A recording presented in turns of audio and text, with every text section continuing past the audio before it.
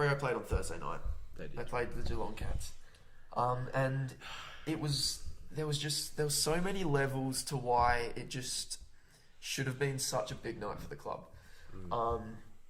Obviously, from the first and foremost, just from a season context, we were sitting 7th heading into the game. A lot of talk in the media about us, maybe Freo, like the top 8 race had just sort of blown open. Freo were a chance at finals, and this was a chance to actually prove ourselves against a good team, because we haven't really beaten anyone good. Second of all, Thursday night is our first primetime game since 2016. Wow. And obviously, the eastern states are in lockdown, so the country's watching. People are at home. They're watching this game on Channel 7 nationally.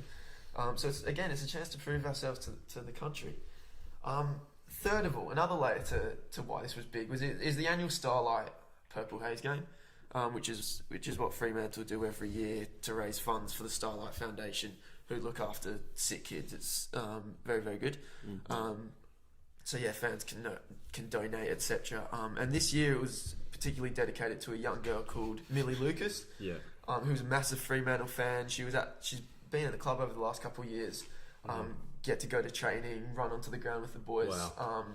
It's a fantastic story, but she unfortunately passed away earlier this year to her cancer battle at just 14. So there was a standing ovation at the 14th minute mark of the first quarter.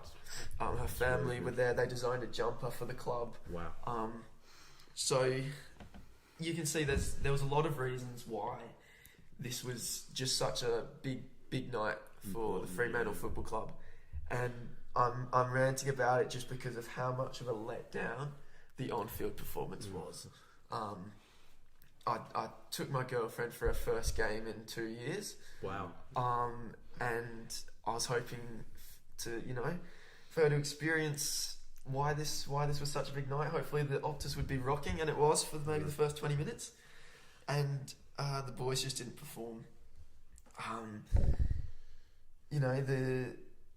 The 5-day break, maybe had something to do with it. There's been plenty of travel over the last few weeks, but they just didn't turn up, and it was just so deflating for all Fremantle fans, I think, just with such high expectations, and to just be brought crashing back down to earth once again.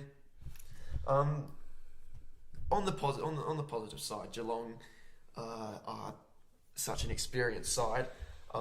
They've got six players who have played between 200 and 300 games compared to Fremantle, who just had one between that. So in total, there was a 1,200 total games differential between the two sides. Right. So obviously the Cats, they're a hard-bodied unit, plenty of experienced players, well and truly in a premiership window. But I would have just liked to see a little bit more ticker from the boys on Thursday. I really don't think on the back of that we are good enough to play finals this year, but you never know. We bounce back next week against another good team in Sydney.